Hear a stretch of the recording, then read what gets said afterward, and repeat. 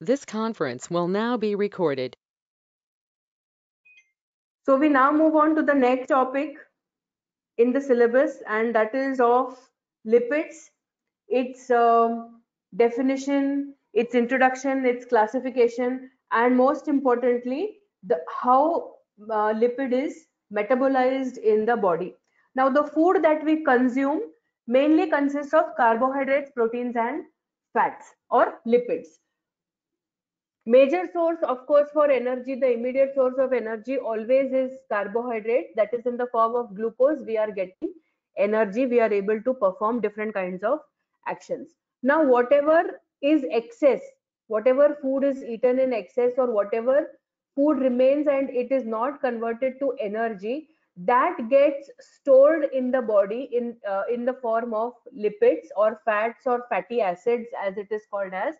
And these lipids or these fatty acids, uh, what we know them as, they give energy when you are fasting, when you are not able to have food, or when you need more energy from the food, like you are doing some excessive physical activity like running around, or you're doing some sports activity or playing some game. So in all these conditions you would require more energy. So these fatty acids or lipids that are stored in the body, they would provide that energy. Now, in the diet, the oils, the ghee, the fat, the most of the non-vegetarian food like mutton, the egg, yellow part of the egg, all of them are good sources of lipids or fatty acids, and to some extent they should be there in the diet. If they are not there, then also there are going to be health issues, and if they are there in excessive quantity, or they are getting stored in the body in excessive quantity, then also you are going to face certain health issues. So we will be seeing certain lipids or fatty acid related metabolic disorders as well at the end of the topic. So first we will see how would you define lipids. So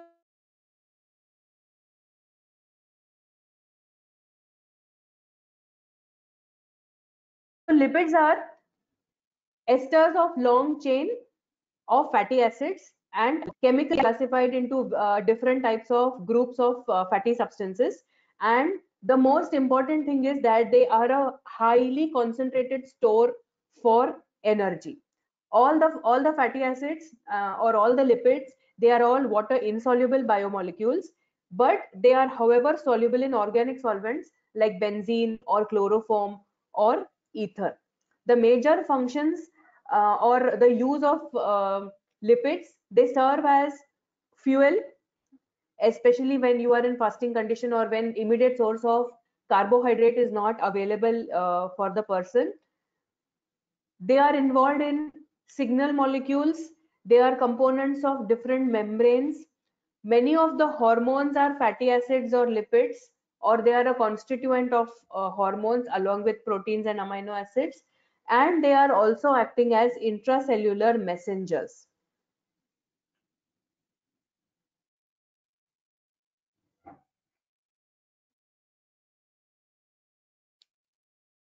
Carbohydrates, when you are consuming carbohydrates or when you are getting energy from carbohydrates, the amount of energy that comes from carbohydrates is comparatively lesser than the energy that you would get from the same quantity of fats.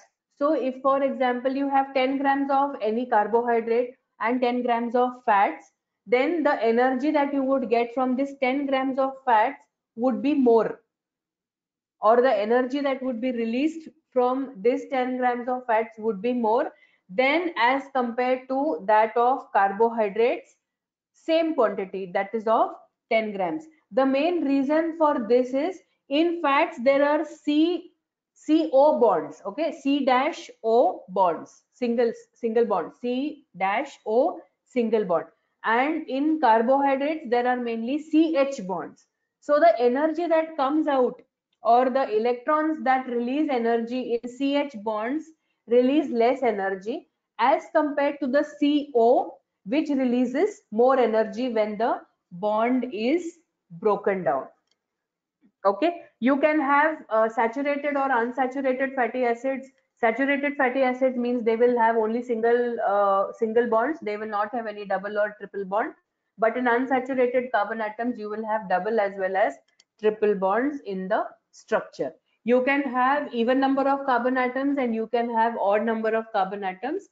That means even number of carbon atoms in the fatty acids and odd number of carbons in the fatty acids. Now the metabolism of these even number containing carbons in fatty acids and odd number containing carbon in fatty acids, the metabolism is also slightly different. So when we are studying the metabolism part of lipids, we are going to see both the types of metabolism, that is odd number carbon containing fatty acid metabolism as well as even. So what is the function of these lipids? What do they do in our body? Like I said, they form the constituent, or they are the part of many cell membranes, and they regulate cell permeability. What should go in, what should go out. A lot of drugs, some drugs they are called as lipophilic, some are called as hydrophilic. Okay, by lipophilic we mean that they get easily solubilized in lipids. So when you have such drugs, they will pass through the cell membrane, they will enter the cell membrane faster. If you have a hydrophilic drug, that means it is more soluble in water, it is less soluble in fatty acids or lipids. So the passage of the drug through the cell membrane is slower. They are also playing a protective role. All the internal organs of the body, they form a insulating material or an insulating shield around all these internal organs, and they protect the organs from any shock. Okay, if you fall, if there is an injury, if you meet with an accident, then immediately these internal organs like the liver, the kidneys, they do not get damaged easily, or they do not get damaged immediately. So because there is an insulating material that is around these internal organs. A lot of vitamins, you know, are fat soluble vitamins. You must have studied. There are two different types of classification of in vitamins as well. There are water soluble vitamins and fat soluble vitamins. So you get nutrition also from these fat soluble vitamins. Uh, there is a particular class of fatty acids which are called as essential fatty acids, and they are very useful for transporting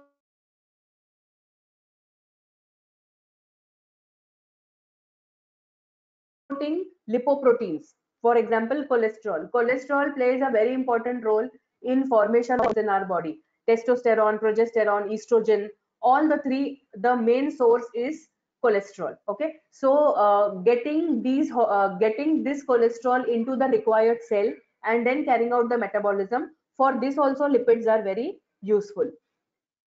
Then they are also responsible for transportation of electron chain compounds, ETC compounds.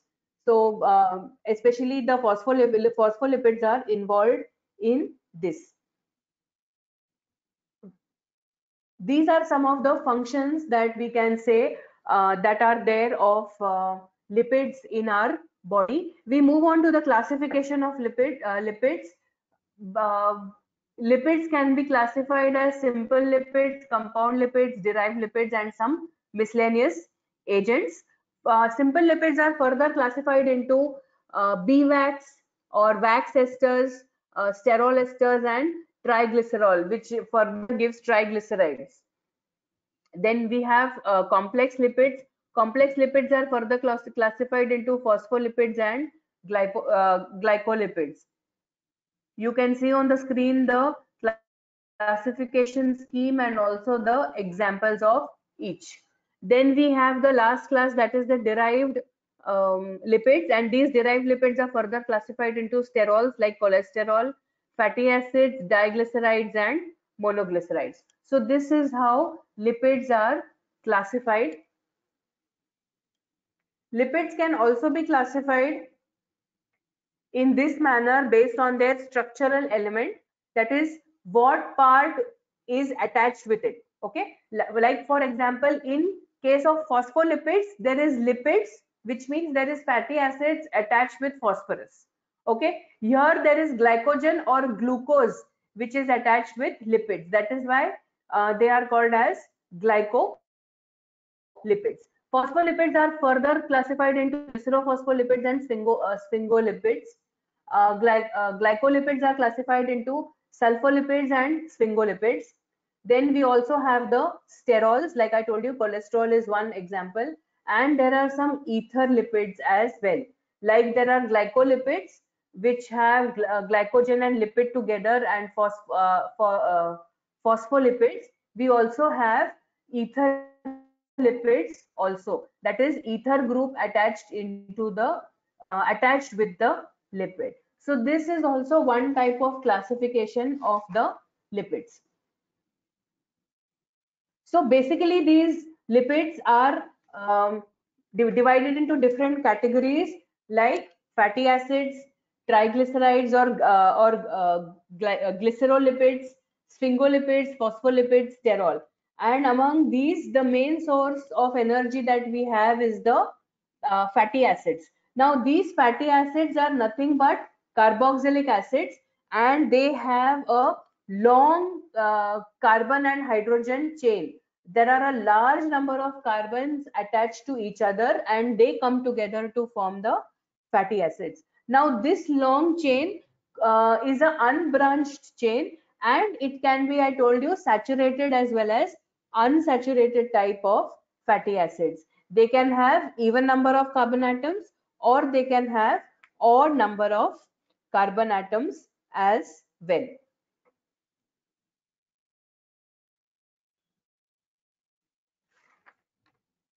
One form of fatty acids is the essential fatty acids. These essential fatty acids have to be supplied to the body.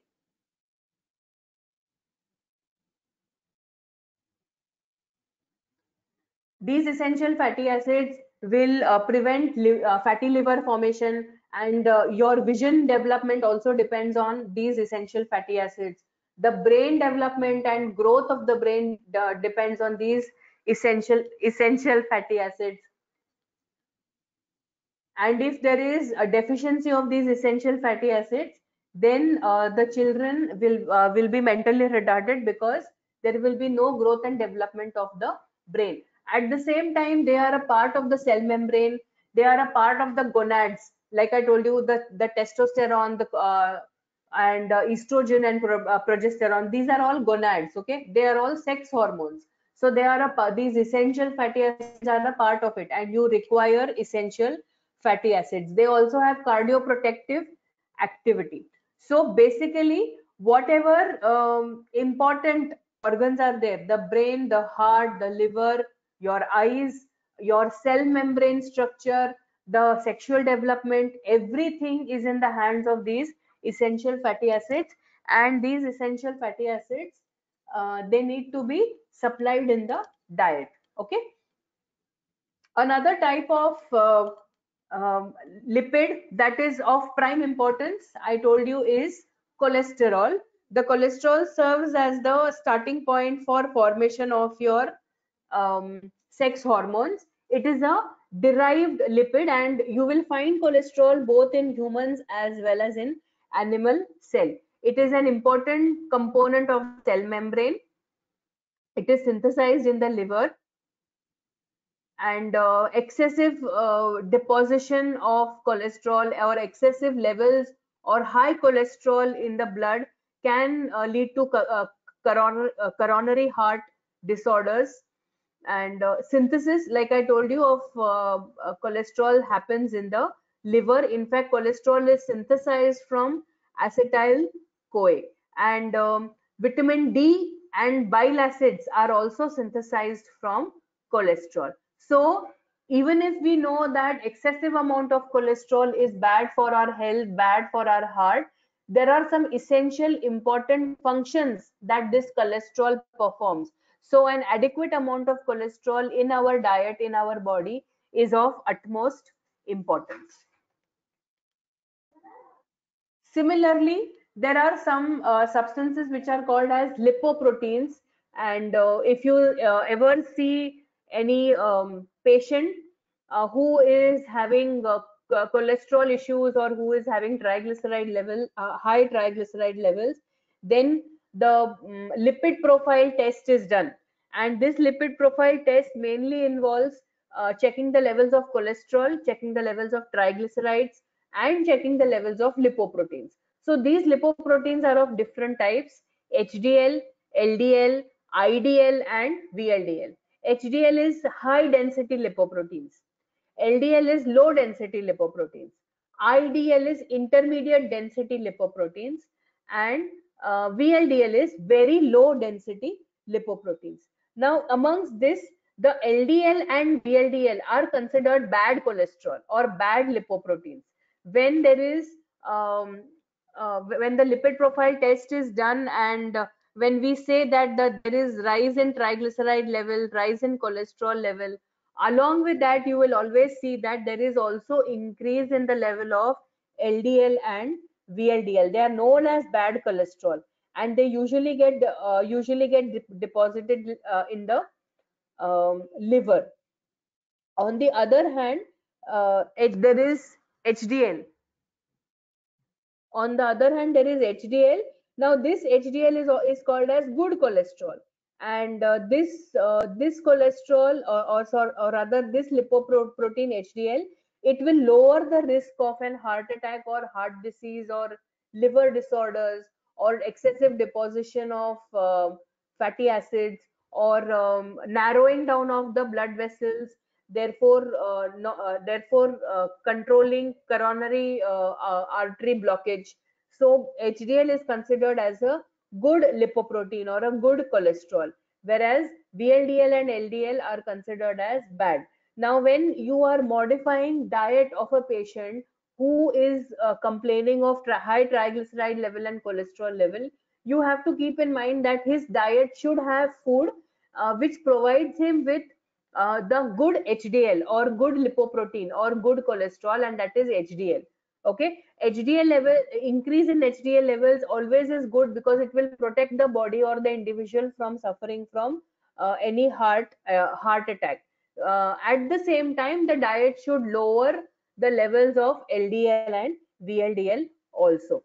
The other type of fatty acids that is very commonly seen in the body, and in fact we have already studied about them, is bile acids, which are polar derivatives which are obtained from cholesterol, and they are mainly present in the intestine. We already know that these bile acids are responsible for emulsifying the fat in the diet, so that it can be absorbed in the digestion tract, and it can be supplied to the different parts of the body.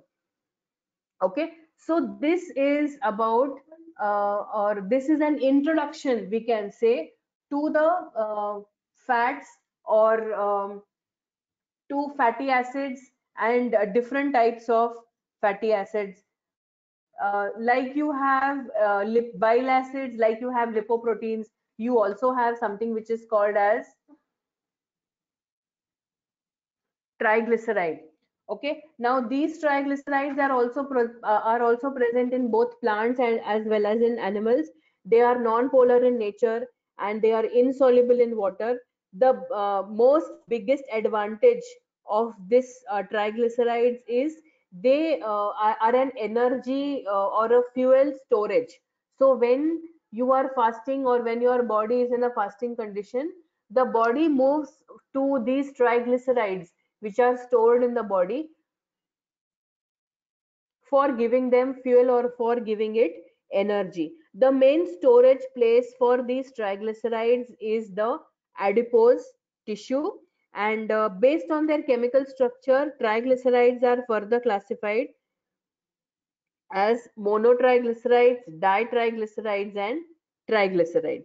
That is depending upon how many acyl groups are attached with the glycerol or glyceride. So monoacyl means one acyl group, diacyl means two, and triglycerides or triacyl glycerol, as we know them, they have three acyl groups attached to the fatty acids.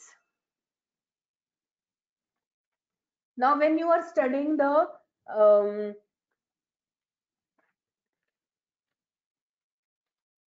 purity of lipids, or whether the lipid that you are consuming, the oil that you are consuming, is of a good quality, or is it of a bad quality, there are certain chemical parameters that are studied of lipids. I will just enumerate them.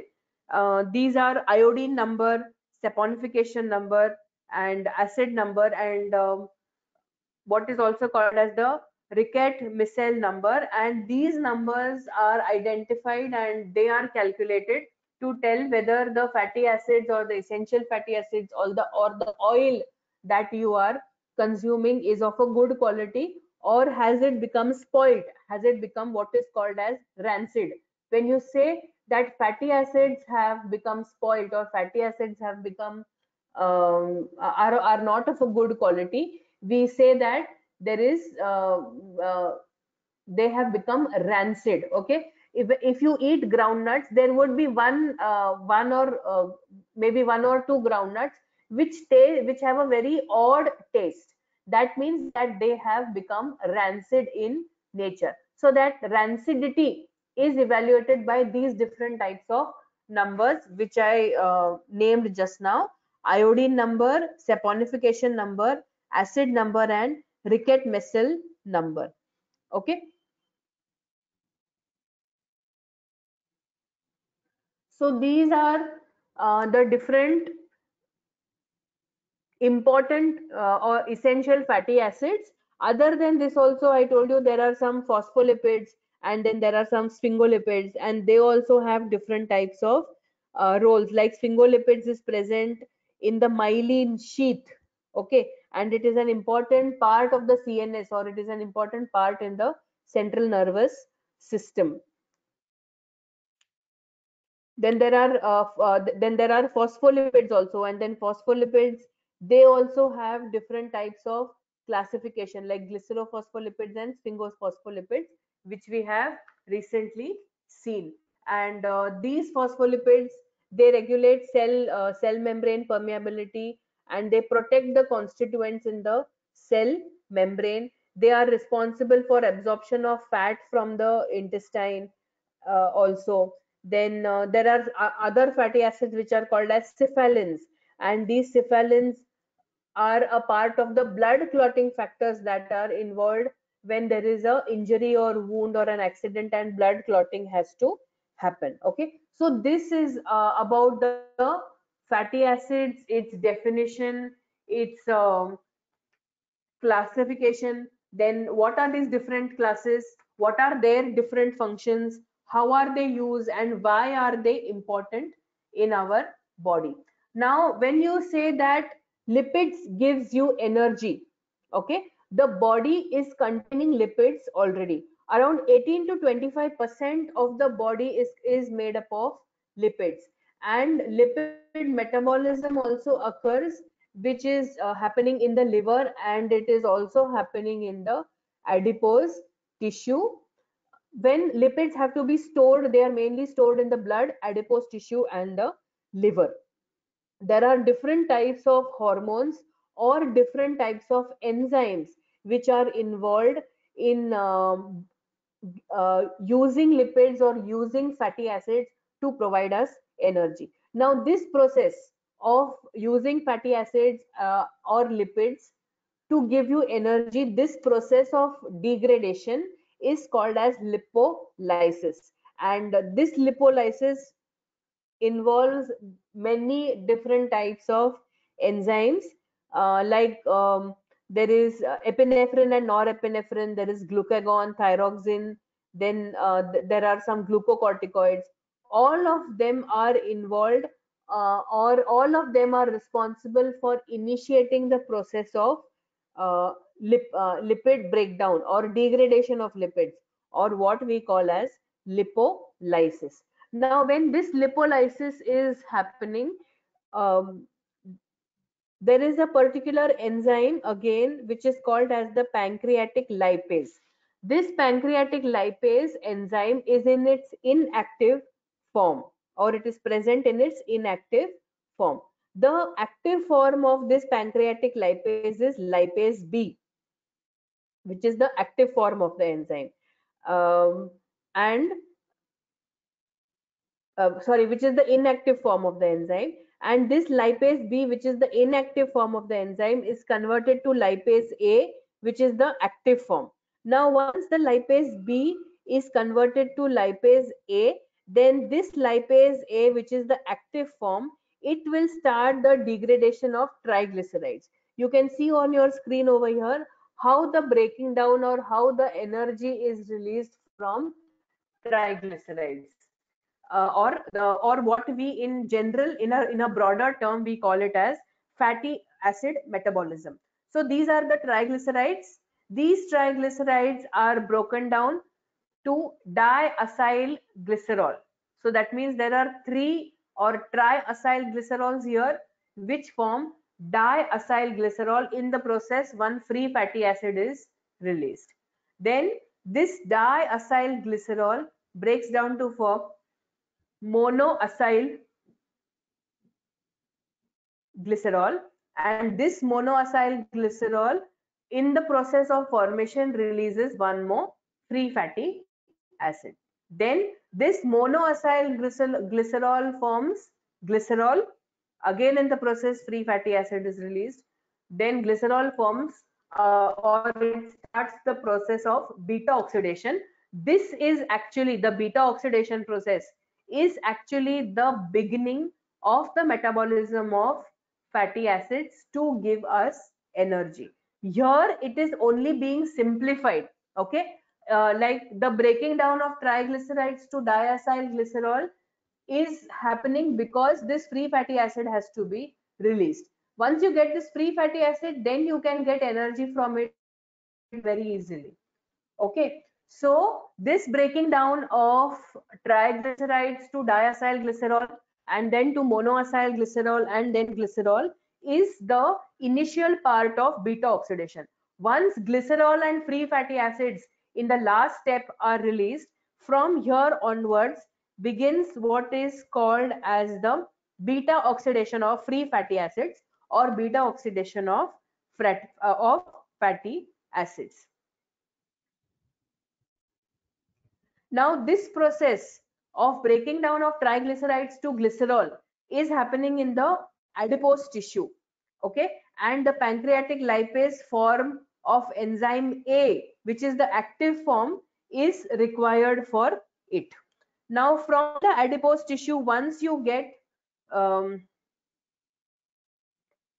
glycerol, this glycerol has to be transported into the liver because the actual fatty acid metabolism is going to happen in the liver, or lipolysis is going to happen in the liver. So after this stage or after this phase, what is going to happen is the fatty acids are going to undergo oxidation, and this oxidation is going to happen in the liver cells or in the hepatocytes. Now, why would this process start? You would ask me that why should this breakdown start of triglycerides to diacyl glycerol, monoacyl glycerol, glycerol and free fatty acids, and then further beta oxidation of free fatty acids. Why do you require it? Like I told you, when you are in a fasting condition, the body glucose levels are low. So these low levels of glucose in the blood trigger or they stimulate the release of a hormone which is called as glucagon. Okay, and once this glucagon is released, this stimulates the release of cyclic AMP or CAMP. Now, once the levels of cyclic AMP increase, the lipase B enzyme, which I told you, sorry, the lipase A enzyme, which I told you, which is the inactive form of the enzyme, because of this increased levels of cyclic AMP, they will get converted from inactive form A or lipase A to lipase B. And once this lipase B is formed, then this entire cycle will happen. So basically, low levels of glucose, fasting conditions of the body are the reasons why the stimulation of glucagon happens, and which in turn stimulates the release of cyclic AMP to start this beta oxidation production, or to start this beta oxidation of fatty acids to give us energy. Now these fatty acids can have 12 carbon atoms, they can have 14 carbon atoms, they can have more than 14, or they can have less than 12 also. So this process of breaking down of triglycerides to free fatty acids, this is happening in the cytosols of the cell. Okay, but now when you reach this stage of beta oxidation, where the free fatty acid has to undergo beta oxidation from the cytosol of the animal cell, the fatty acids have to be transported now into the mitochondria of the cell, or what is called as the mitochondrial matrix. Why? The reason why it has to be transported into the mitochondrial matrix is the enzymes which are required to give energy from these free fatty acids. They are in the mitochondrial matrix. Okay, so that is why these free fatty acids, all of them will get transferred into the mitochondrial matrix. Now it is not so easy to cross over into the mitochondria of the cell. It is very selective. It allows only those free fatty acids which have 12 or less than 12 number of carbon atoms. Okay, if there are 14 or more than 14, that is in multiples of 2 or all even numbers, if there are 14 or more number of carbon atoms, what they do is they need to undergo a particular reaction which is called as carnitine shuttle. Okay, and through this carnitine shuttle, they convert, or they help in the transportation of these free fatty acids which have carbon atoms number 14 and above into the mitochondria, so that the fatty acid oxidation or beta oxidation of fatty acid can begin. Now why is it called as beta oxidation? Because it starts from the beta carbon of the fatty acids. So when actually the oxidation starts, it starts with the beta oxidation of fatty acids. Okay,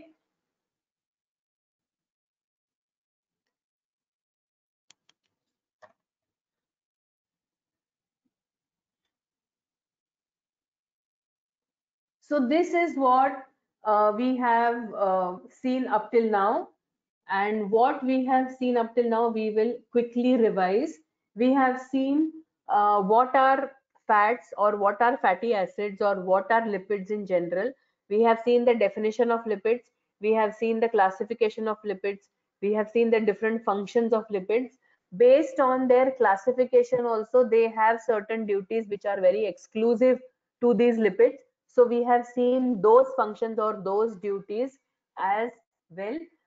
We have seen classification, in that we have seen some essential fatty acids, or fatty acids which are of prime importance, like there are triglycerides which are responsible to give energy, there are cholesterol which is responsible to give or responsible for the biosynthesis of sex hormones, there are triglycerides which form the covering or the insulating material around the internal organs, protecting them from any injury. Then there are lipoproteins. These lipoproteins are also energy sources. Sometimes the lipoproteins store energy and they keep it with themselves for situations when there would be no food. That time such stored energy of lipids or fatty acids is utilized. Then we have also correlated the levels of these lipoproteins and the importance of these lipoproteins. Levels of lipoproteins means the levels of lipoproteins in the blood serum, and if the levels increase of LDL and VLDL, what does it signify, and what does the increased levels of HDL lipoproteins signify? We have also seen about cholesterol and bile acids. We have seen why is cholesterol important for our body, how is it stored, how is it how is it metabolizing, and why should it metabolize, or what are the different substances does cholesterol give for the normal growth and functioning of our body. We have seen the significance of these fatty acids, why they are called as essential fatty acids, and how they play a role in have being a cardioprotective compound, or developing the CNS, or not allowing the child to be a mentally retarded child or having any growth retardation. So these are the different types of or these are the different uses of essential fatty acids. Okay, now when we come to metabolism, we have seen what is actually it starting with. It is starting with lipolysis, and what is triggering it, that is the fasting conditions in the individual is triggering the process of lipolysis, where there are two forms of the enzyme lipase, the inactive form A and the active form B, and this active form B of the lipase is further going to trigger the breaking down of triglycerides or fatty acid metabolism. Now each time the metabolism, after the metabolism starts, at each time there is release of fatty acids. So once one by one these four different types of fatty acids are released. These fatty acids, which could be having odd number of carbon atoms or even number of carbon atoms, they are going to supply energy. And how are they going to supply energy? By undergoing what is called as beta oxidation of fatty acids. Now when the beta oxidation of fatty acids happens, the beta oxidation or the beta fatty acid which is involved is going to release energy stepwise, and it is going to give acyl CoA in the end. This acyl CoA is then going to further enter into the Krebs cycle or TCA cycle. But in the process, you see over here ATP is utilized, and again AMP is given. So this is one step of, or the first step of formation or getting of energy from fatty acids by formation of acyl CoA from fatty acids. Then we have seen as to why these fatty acids need to be transported to the mitochondrial matrix. They cannot stay in the cytosol. If they stay in the cytosol, then they will not be getting metabolized further, because it is in the mitochondrial matrix that the enzymes which are responsible for beta oxidation, they are present. So this is what I was referring to as carnitine shuttle.